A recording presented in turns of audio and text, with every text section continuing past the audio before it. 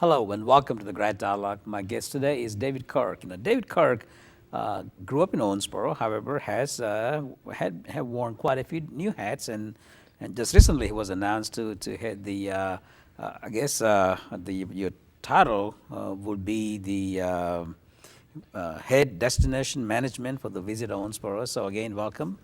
But those of you who may not know, David went to University of Kentucky and received a bachelor's degree in broadcast journalism and with a minor in communication. And I have known him when he was working with the television, and working with Grad and everything else. We had our time crossing each other. Then he went to the Owensboro Public Schools as the public information officer, and now we are so honored to have, he will be the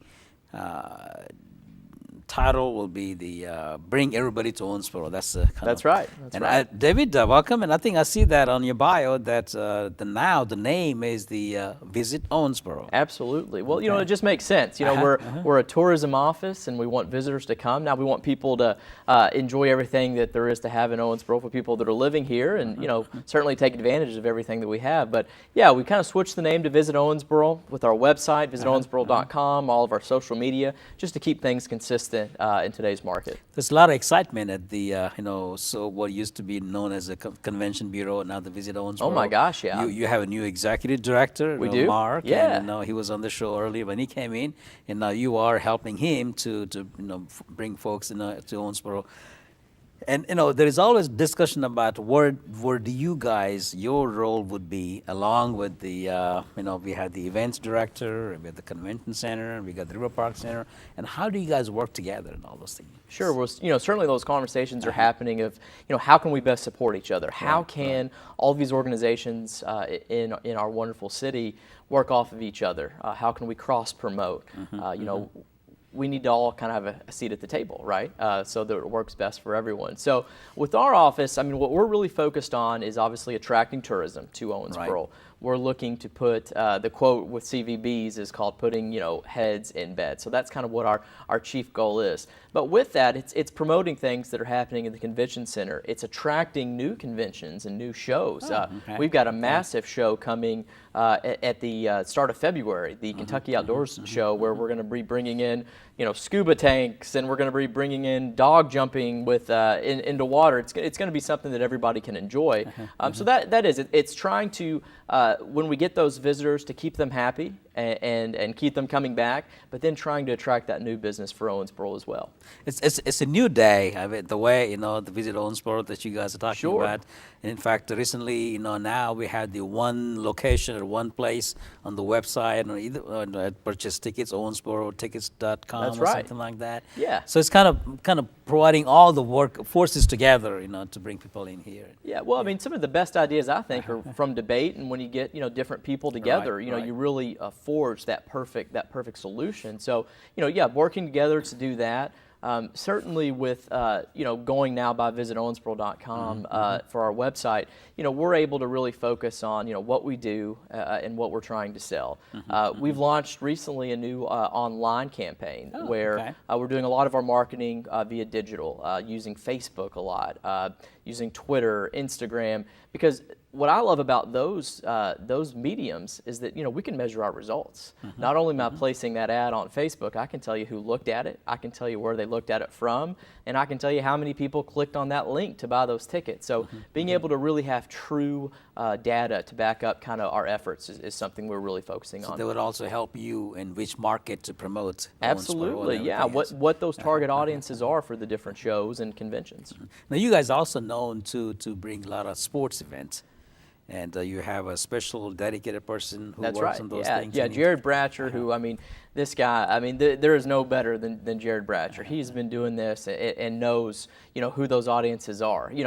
Sports Illustrated didn't name Owensboro, its #1 sports town for no reason. We have an abundance of flat land, which provides these incredible fields, our city parks, our county parks, our local education institutions that we partner with. We've really got some great space to be able to attract some of those tournaments. We just signed the softball tournament. It's an adult softball tournament in October. We took that tournament from Orlando Orlando, Florida, Wow. going from Orlando to Owensboro, so we're sticking with the O's. But yeah, being able to book those things, but you've got to have the facilities to be able to do that, and we're fortunate here in Owensboro that we have those things. Dave, when you talk about all the accolades, one of the recent accolades we all been so excited about is the millennials decided to be the place, one Absolutely. of the 10 places to be in the country. You're absolutely right. Business Insider, a national publication, named Owensboro one of 11 cities in the entire country that people are moving to. We're in the same sentence with Pittsburgh, with Seattle, and it's because we have a very affordable cost of living. It's extremely convenient, and there's also things to do. I mean, find me one area where there's not something being built. I mean, we've got all these, private developers that have stepped up and that are building stuff here for millennials to enjoy. I mean, I can just think about my friends. I went off to the University of Kentucky, settled back here because of all the opportunity that we have. And that's a reoccurring theme, and we're getting national recognition for it, like you said. So how are you going to take advantage of that accolades to promote Owensboro? Any kind of plans to specific with that target population? Absolutely. So I have the very fortunate role that this year I'll be actually chairing the Chamber of Young Professionals through the Chamber of Commerce. So that's those partnerships that I mentioned earlier, leveraging those. That's what's good for everybody. So you better believe I'm going to be asking those people in that group, all ages 21 to 40, like, what do you want to see? What could we do a better job of? Focusing on families. There's a new trampoline park that just opened in Owensboro. It's called Elite Air Extreme Fun Center. And it's in the old trampoline park. Yeah, it's in the old Skates Alive building, if you're familiar with that, out there on Salem. What a wonderful facility. You go in there, there's dodgeball with trampolines, there's climbing walls that have foam pits. They're finishing off their Ninja Warrior courses. So not only do we have these big tournaments in, you're going to spend time on those ball diamonds, but what are you doing when you're not in those ball diamonds? Now we've got some really good options for you. It kind of reminds me of my grandkids are in California, and then the recent one had a birthday in one of those facilities. Yeah, and now we have one right here in Owensboro. Exactly. So next time they come visit, you know where you're going. Yeah. Now I know, Dave, that all the efforts that you are making and Mark is making and Jared is making, all those things does require resources and everything else. How does the Visit Owensboro or the CVB has been supported in the past and continue to support? Sure. Well, the way that the CVBs work is essentially it is a. We're gonna forget about CVB. How Visit There Owensboro you go. How do they work? supported? Yeah. So you're funded through hotel tax. That's kind of how it works. It's a 3% tax that you get for every room. So the more people we bring in, the better it is for everybody. That obviously would increase our budget and allow us to spend more money to bring people here. Whether that's through advertising, whether that's through bidding out tournaments. And the more money that we can bring in from outside, the better it is for taxpayers here, because that means the less that you're going to have to worry about here. You're creating jobs, you're providing opportunity here. One of the things we're very excited about with that, the Chamber of Young Professionals just got Lyft here in Owensboro. Do you know what Lyft is? Yes. Yeah, Sir. Lyft is going to be huge for us as a tourism community, because we're constantly, not just from locals, but when people get here, they stay in our hotels, they're here for our conventions, they say, do you have Uber or Lyft? Well, for several years, you'd have to say, well, we actually don't have either. Now we've got Lyft here. We've got ways to get people to bars, to restaurants. Providing that safe route for them to get different places is huge for us in the tourism industry. Well, that's excellent, because I think that kind of puts us into the map as well.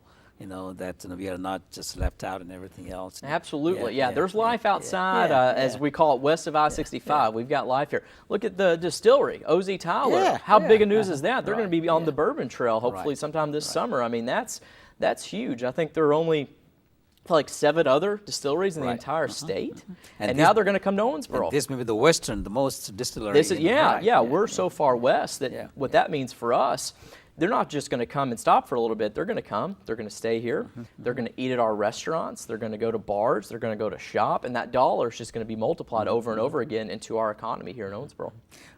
I read the reports that in 2017, the hotel, the occupation, the 3% tax, the hotel tax, hotel tax rather, has been very, very successful or very healthy. Sure. So your budget is growing, and it is. Things, of course, there's a lot of newness going on, obviously, with those new hotels, and that's going to generate some of its stuff itself. So what's extremely important for us now is to build off that success. Okay, we hit these new records. How can we get another record? How can we bring in more? And so that's kind of what we're going to be focusing on. Looking at maybe those slower weekends where there's not typically something big like romp going on, and okay, how do we create an experience that's going to bring somebody in on those weekends too? Talking about the romp, upcoming romp has the national Allison attraction. Krauss, yeah, Yes. you and I were talking about that earlier. Kudos to the folks at the Bluegrass Museum for being able to book something like that. Because she not only appeals to the bluegrass audience, but I mean, she is an international superstar. She's one of the most Grammy award-winning artists there is, that's alive today. So being able, to capture not only the traditional audience, but bringing in other people. And then Owensboro, we just have to pat ourselves on the back a little bit. Our locals have really embraced romp. Right. And, it's just so exciting because you're not only just having those people that are coming in and staying with us and enjoying just a world-class festival, you're also having those people that live here that are embracing it. And, that's something that we really have got to do when we get this museum open later this year is embrace bluegrass. I mean, the father of bluegrass grew up literally down the street from Owensboro. So we've got to embrace that and tell our story. And also, they also opened the new museum, or they're opening a new museum in Ohio County. Yep, They will absolutely. be connecting with the bluegrass here. Yeah, working with our neighbors right there in Ohio County to figure out how we can cross-promote, get people to Ohio County, get them on into Davis County is something certainly we're working for. Yeah. I know that, Visit Owensboro succeeds when everybody else succeeds as well, So even though you may or may not have a direct role to play, but everybody, even if it is a family reunion to the, conferences or anything else, it really helps Visit Owensboro. Can you comment on, a lot of things happening in downtown in terms of the construction, new facilities, the public and private? Kind of go through that and maybe see what we are looking forward to in 2018. Absolutely. So when you go downtown right now, and we're close to here at the downtown campus, you're seeing cranes in the air. In Owensboro, you've got that new parking garage, which is going to be really fantastic just because, a lot of people are saying, okay, we've got all this stuff, where do we park? That's going to be a huge help. Alorica is out there booming with Bar Louie. Awesome place to go, grab a bite to eat. You just, like I said, things just keep coming. This private investment has been so exciting. I saw recently where Jago Homes, they're going to have their condominiums that's going to go up and retail on the bottom. You've got Matt Hayden and Jack Wells' projects that are going on down there with the Enclave that's going to be living and retail. So pretty much every building that you're seeing going up, is not only going to be living, but it's also going to provide opportunities for restaurants, for bars, for shops. I mean, it's just booming right now. I mean, I can't think of a more exciting time to be downtown. When we used to have the Executive Inn, and now it's like a decade ago, so it's like, we used to get a large conferences and conventions in Owensboro. And now I think with the convention center, one of the state-of-the-art facility, people say, oh, that's not big enough because we don't have enough hotels. And now the third hotel, you guys will be able to market large conferences and conventions. Absolutely. And You're 100% right. To attract those, massive conventions, you have to have enough rooms for people to stay. And even more so than that, you've got to have enough rooms that are, very convenient. And, Owensboro is, we're very fortunate that you can pretty much get wherever you want in about 15 or 20 minutes. So yeah, adding that third hotel right across the street with the parking right beside it, I mean, it's so convenient. But I mean, we've got hotels that, are just right down the street as well. I mean, that we'll have one that'll go in the Gateway Commons area. We've got the fantastic courtyard right there off the bypass. You've got, two Hamptons, one downtown. You've got the one right off Frederica Street. So yeah, that's good. These big conventions are going to fill up. It's called stretching out. It's going to go beyond the downtown, and we're going to share the love, especially with that softball tournament, to those surrounding hotels as well. So living from television industry to the public schools and now kind of back into the promoting and everything else. How is it working out? It's exciting. Every day is just so busy. What I've really enjoyed about it is you just get to meet so many people and just have a huge interaction with just people on so many different levels. This is, I think, my 8th meeting today, getting to hang out with you. And, it just, that outreach has been so important for me, and it's exciting. Yeah. Well, Dave, wish you best of luck. I know we got a lot of things to looking forward to in 2018, and knowing your energy and everything else, and all the tools you have in your bag, I think it's going to be a great thing for Owensboro and the whole region, for the 2018. Me too. Again, I've been given a wonderful opportunity, and thank you for the opportunity to come on your show. I really appreciate it. Yeah. Again, we've been talking to Dave Kirk, and he's the one that been hired recently to promote Owensboro, and also convince the rest of the world to come to and visit Owensboro. If you have any questions or comments, always contact me at the grad office, or also contact Visit Owensboro and get everything that they're offering in Owensboro and coming up in 2018. Thank you very much. Yeah. Hello, good afternoon, and welcome to the Grad Dialogue. My guest today is Amy Silver. And Amy is Owensboro native and graduate of Owensboro Catholic High School. She received the Bachelor of Science degree from Center College in Psychology and a Master's of Science degree from Social Work in the Kent School of Social Work in Louisville. In the fall of 2016, she accepted a position of Executive Director for the Green River Area Community Foundation, where she hopes to advance philanthropy and the betterment of the community. Amy, welcome to Grad Dialogue. Thank you. And Thanks first for of having all, me. being a past chairman of the community foundation, Yes. and also being named as a Green River Community Foundation, I'm so excited to have you on board, and also being on the show as well. Thank you. Thanks for having me, and thanks for your service to the Oh, sure, foundation sure, and, yeah. and all you've done to help us. First, let's talk about that. I know there was a recent announcement, last Thursday, I believe, Yes. about the grants that the foundation awarded to some of the nonprofit group. Yes. Can you comment on those? And then we can talk about what is the foundation. Sure. Anyway. Yes, this past year, the Community Foundation decided to focus on capacity building grants. It had been several years since we'd had an application process for grants, so the grant making committee chose to do capacity building because of the best practices they found that had been established with that through the Community Foundation of Louisville, as well as national standards. So they wanted to help our nonprofits to be more efficient and effective in their work, so they were working more efficiently, not necessarily harder, but to get more done. So through that capacity building grant application, we had 20 applications come in, almost $147,000 in requests, which we couldn't meet all those needs this year. It was very hard for the committee to narrow it down. We had $20,000 allocated to awards. So the top 3 awards went to Girls Inc. of Owensboro Davis County, Hospice of Western Kentucky, as well as St. Joseph Peace Mission. Oh, okay. So this capacity building fund that Yes. that we use to give out the grants, are they going to be using to promote their programs or become more stable? Yes, Okay. yes. It's our goal was to help them with their stability. As far as these grant funds, we didn't want them to just go to general budget needs Right. this year, but something that could help them sustain themselves into the future. One thing we found, the application process, a lot of our local charities need help with fundraising. That's something that, they're so focused on meeting the needs of their clients or whoever they serve, but fundraising is an important part of their work too. So some of them were looking for just that, a few $1,000s to get software or something that could help make them more efficient and not spend so much time in tracking Excel sheets or different things for their different fundraising projects. So we hope that, these dollars that they were awarded will not only help them get that off the ground, but those fundraising dollars will help sustain them for many years to come. So. Now, the mission of Green River Community Foundation really is not giving out the grants. It is just that you happen to have the capacity building funds to Right. give out those things.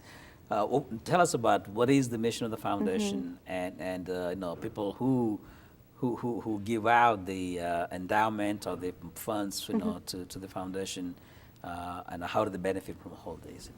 Well, we exist to help the community in general through our philanthropy efforts, but a lot of our work is with donors who want to give to charitable organizations. So we're a vehicle to help them to meet their philanthropic goals.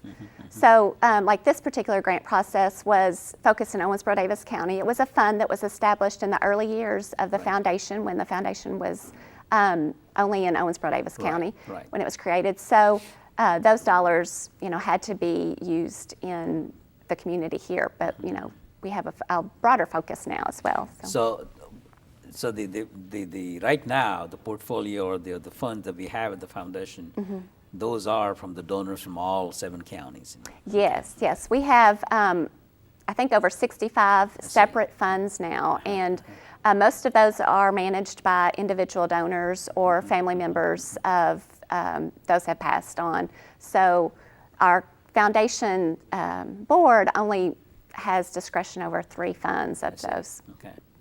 Now, you mentioned earlier comments that that we are affiliated with the Louisville Foundation. Yes. Can you comment on those? Yes. So in the early days when we were set up in 1993, we were an affiliate of the Community Foundation of Louisville, and we found a lot of benefits from being affiliated with a much larger organization. They can handle a lot of the legal aspects of writing the contracts and getting these set up. They have staff who are able to do the tax filings for the donors. They can do the distributions to the charitable organizations. They handle scholarship applications and our scholarship funds. They also have access to a much larger pool of money that is invested together. So you get better those, return. yes, better return, and all those administrative fees are then over a lot of different funds. So, one individual donor isn't having to find an attorney to set up a foundation or find, a CPA to file the tax filing. So it kind of helps streamline that. So your job is to work with the board of directors. Yes. Report to them how the foundation is working, and also working with the the investors or the financial advisors. Yes. To maybe advise the clients to put the money in the foundation. Yes, we rely a lot on our advisors. We have CPAs, attorneys, and financial planners who are daily meeting with clients, and they are hearing what it is their clients want to do with their funds, whether it's invest them or their charitable giving. So they are kind of on the front lines. So they help get the word out about the options with their charitable giving, and then can relate those to their clients, and then we can meet and get down to the nitty-gritty with how the foundation can help So them what is meet the those portfolio goals. now? What is the total asset We are of the nearing foundation? about $15 million That's pretty good. Yeah. with the Green River Area Community Foundation. And over the 24 years, our funds have given out over $10 million to nonprofits. So, I know that when we celebrate the 15 years of Yes. the celebration, we give out 1,000 Yes. grants to 50 Yes. nonprofits. I think the point that it's been challenging for the people to understand is that you don't have to have lots and lots of money, for the philanthropy purpose. You could start any amount, and That's right. and then you would help them to set up an account and then manage and everything else. yes. We have so many different ways for our donors to set up accounts, from very simple charitable checking funds, which allow them to manage all of their charitable giving through one account, one tax receipt, just really simplified, up to our more complex funds where they can have designated to different organizations that they're going to give to, or scholarship funds.